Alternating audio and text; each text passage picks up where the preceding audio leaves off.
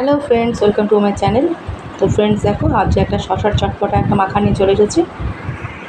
শশাটাকে ভালো করে ধুয়ে কেটে পরিষ্কার করে ছোটো ছোটো টুকরো করে নিয়েছি।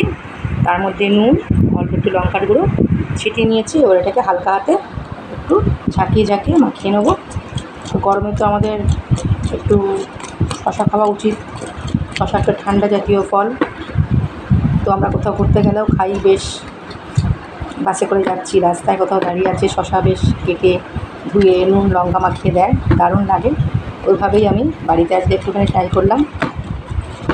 শশাটা তো দারুণ জল আছে এতে, তো আমাদের এটা খাওয়া খুবই দরকার। তো একটু চটপটা করে মাখলাম। তো ফ্রেন্ডস, তোমরা আমার পাশে থেকো, আমার চ্যানেলটা একটু সাবস্ক্রাইব করে দিও, পাশে বেল আইকনটিতে ক্লিক করে দিও, যাতে নতুন নতুন ভিডিও আপলোড করে তোমাদের কাছে চলে যায়।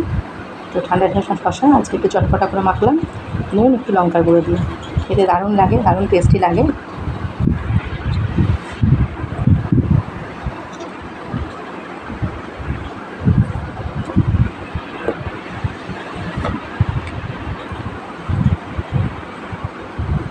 তো ফ্রেন্ডস টাটা, আবার একটা অন্য কোনো ভিডিও নিয়ে তোমাদের সঙ্গে আসবো।